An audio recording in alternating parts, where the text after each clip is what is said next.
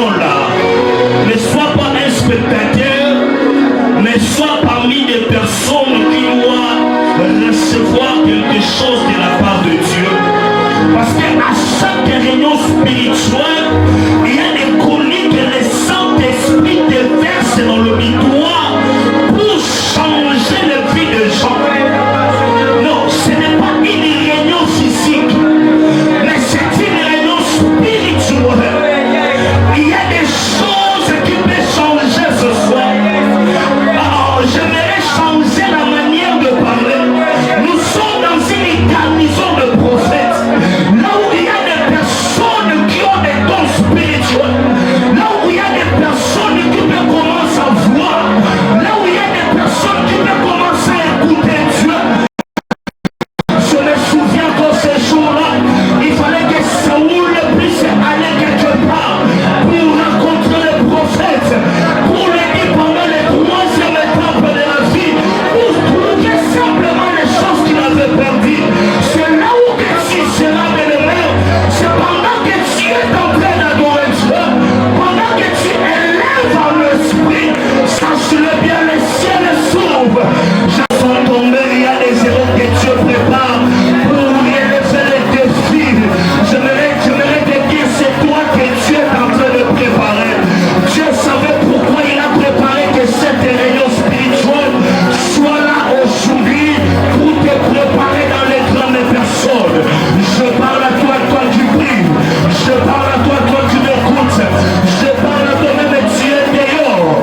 Si tu sens en toi bien-aimé, tu as quelque chose de Dieu. Ne reste pas bouche fermée. Pendant que tu es en train de prier, le Saint-Esprit il a aussi sa grâce. Calamando soprania. Calamando. Aïe.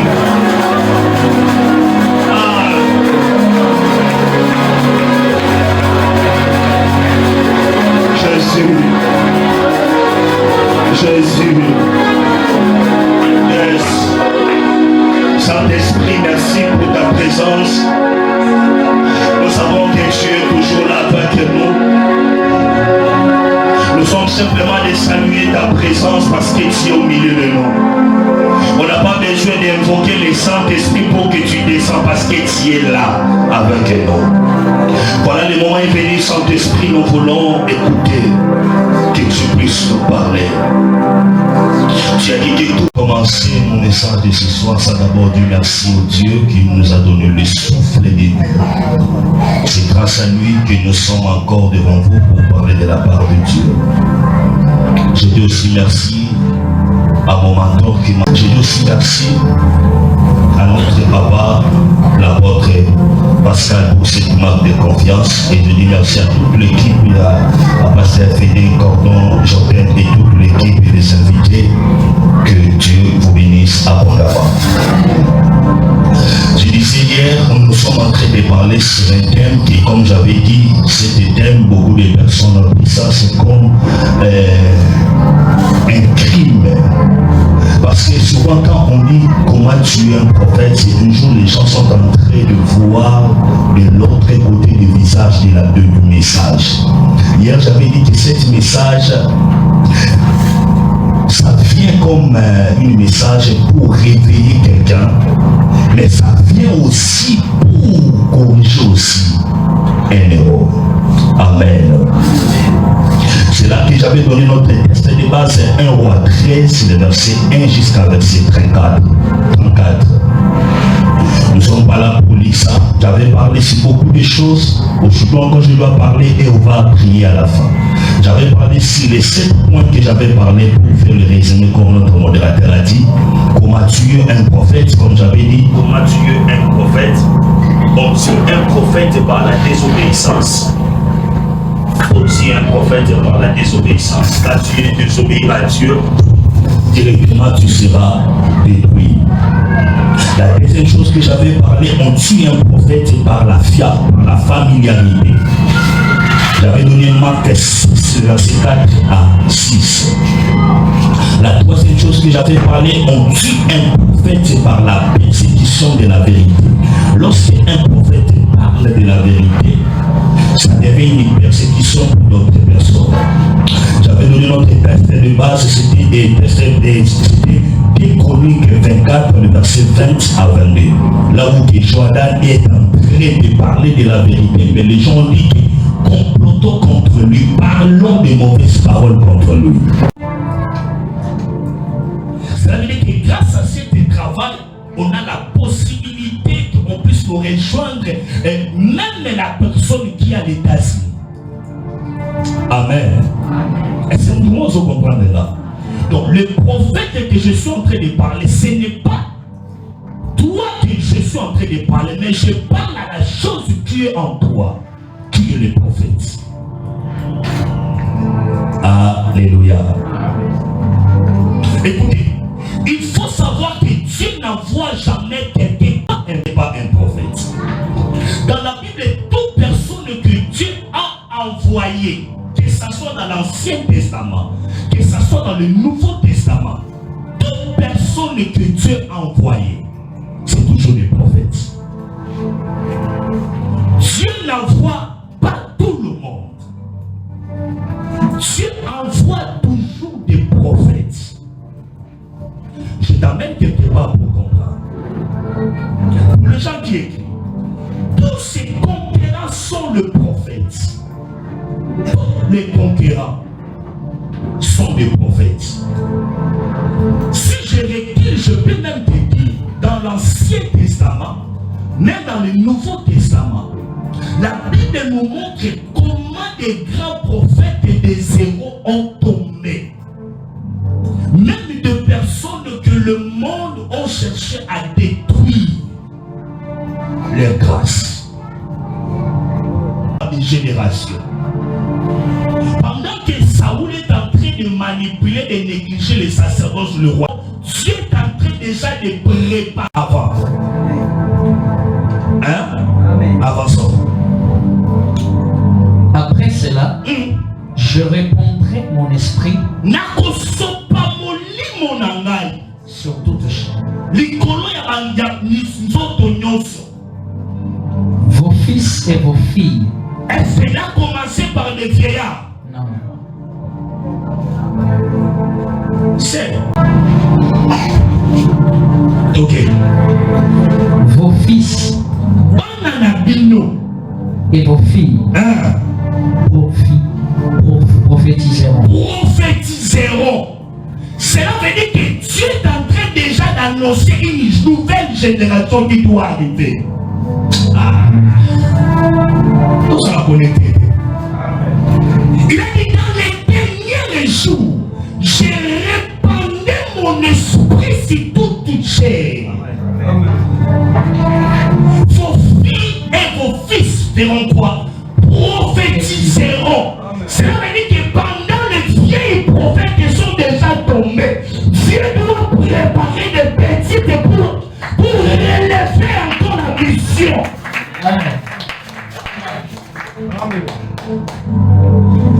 Parce qu'il y a des vieilles prophètes qui sont déjà tombés. Lorsqu'il parle rien que ce qu'il est en train de parler, sauf ce que Dieu a dit. Maman n'a Dieu nous a dit quoi?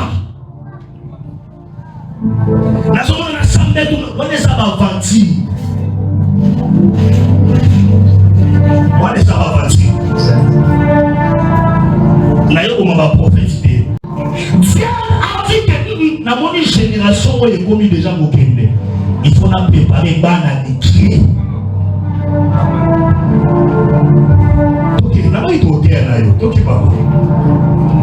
Vos vieillards auront des songes. Ils ont même perdu déjà leurs songes. Est-ce que je peux te dire quelque chose? Écoutez bien, il y avait un homme, un petit homme. Sa mère avait un problème de voir des enfants. Mais ce jour-là, sa mère a dit, si tu me donnes simplement un enfant mâle, je te donnerai toute sa vie. Je passerai à l'église. Mais ce jour-là, même Élie a oublié des songes. Tu sais pourquoi? Parce que ses enfants ont déjà commencé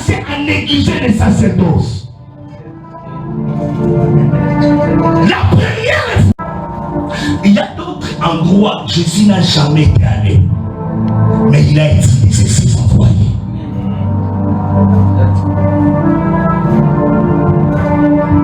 Il y a des endroits où il soit communauté, mais Azu a tiré papa qui est au Salawa.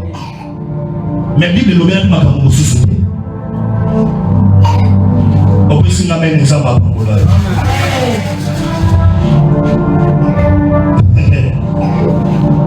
Au pasteur Wana, il y a trop encouragé Bassi. Si la femme sait bien parler de la part de Dieu, si la femme sait bien manipuler les écritures de Dieu, comment Toko Mabango, et on a besoin de demander qu'on a vu soit Bassi pour ça. Prenez le temps de lire la parole de Dieu. Comment il Bible et beaucoup de choses pour la vie. Bible. Depuis que j'ai compris que dans cette écritures, il y a tout ce que je peux chercher dans la vie. Il a dit que ce livre de la loi ne s'éloigne point de ta bouche. Médite-les jour et nuit. La personne qui doit méditer, c'est la personne que Dieu est en train de préparer pour remplacer notre génération. Nous aimerions parler à cette jeunesse qui est ici. Si Dieu a accepté que nous puissions avoir cette réunion spirituelle, parce que Dieu veut te préparer pour remplacer notre génération. Alléluia. À chaque fois que dans la Bible que Dieu envoie un prophète pour une mission, les ennemis cherchent aussi à détruire cette personne. C'est là maintenant, je dis comment Dieu est un prophète. Et c'est pourquoi grave que à chaque fois que Dieu prépare, je vais te montrer, à chaque fois que Dieu prépare une personne pour avoir une mission accomplie, dans le monde de ténèbres, le diable aussi prépare aussi ses moyens pour neutraliser la personne.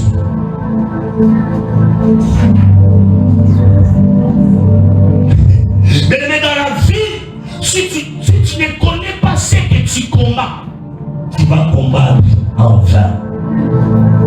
Je répète, dans la vie, si tu ne sais pas ce que tu combats, tu dois combattre en vain. Tu ne peux jamais s'engager, comme je dis toujours, tu ne peux jamais s'engager dans une bataille spirituelle si tu ne sais pas que Dieu ne sera avec toi. Je vais me dire comment tuer une génération émergente. Le diable cherche comment tuer même une génération. J'aimerais parler à l'église assemblée de paix avec le Christ. Dans cette année 2026, il y a des personnes que Dieu veut préparer pour de grandes choses. Mais le monde du ténèbre viendra aussi avec leur stratégie pour détruire cette génération.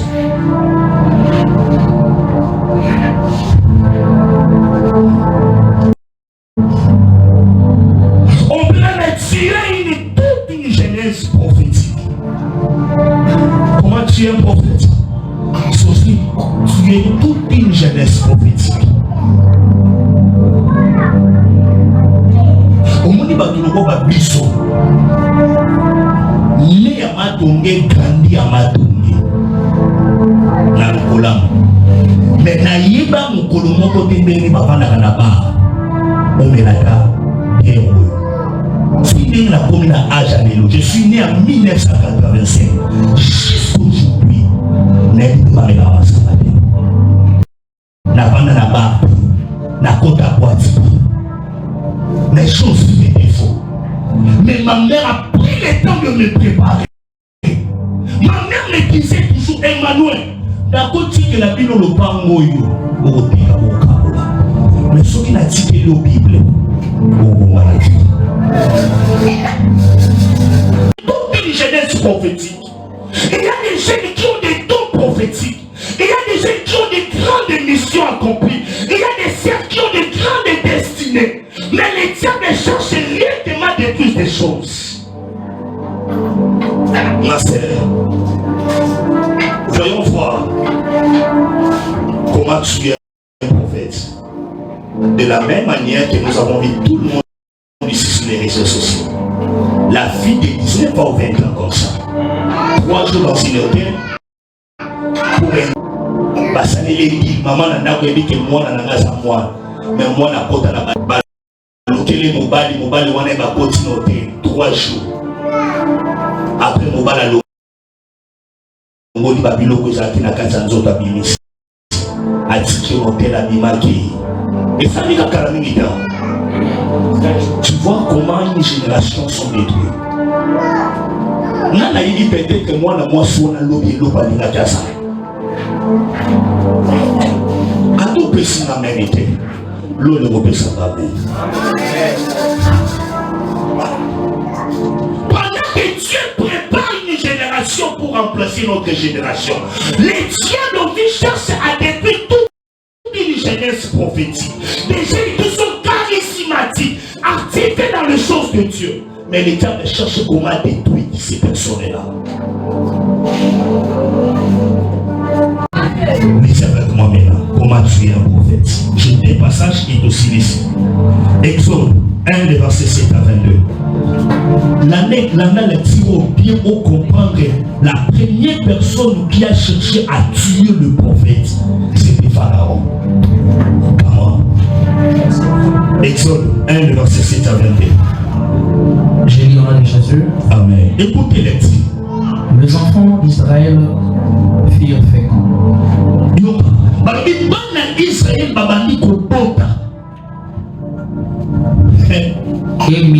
et multiplièrent. Ils s'accrurent et devinrent de plus en plus puissants. Puissants. Église. Maman protocole. Multiplier, puissant.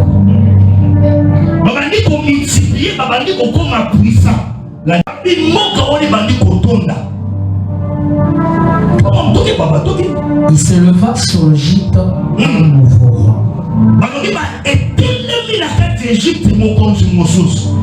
qui n'avait point connu Joseph. Il dit à son peuple, voilà les Israël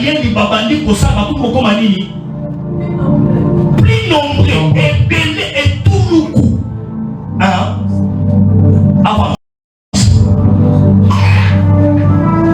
Un peuple plus nombreux et plus puissant que nous. Yaka. On va prêcher avec toi, Yaka. On y va. Voilà les enfants d'Israël qui forment un peuple plus nombreux et plus puissant que nous.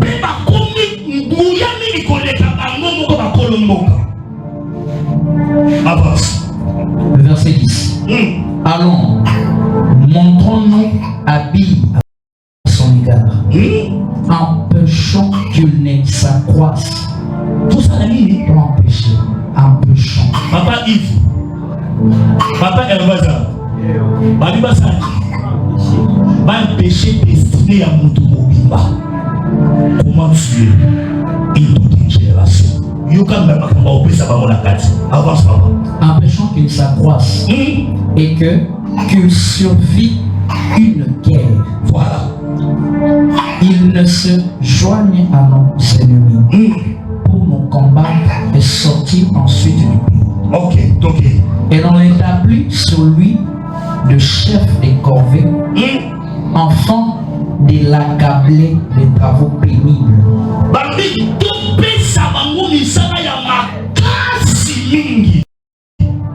Tout ça va se faire pour ça nini va exterminer bango pour ma sous se belé sokelé na la 15 pour tout gagner temps. Le roi d'Égypte parla aussi aux sages femmes. Voilà yoka balobi roi d'Égypte aye ko solo na ba sage femme ba ko ba botu saka yoka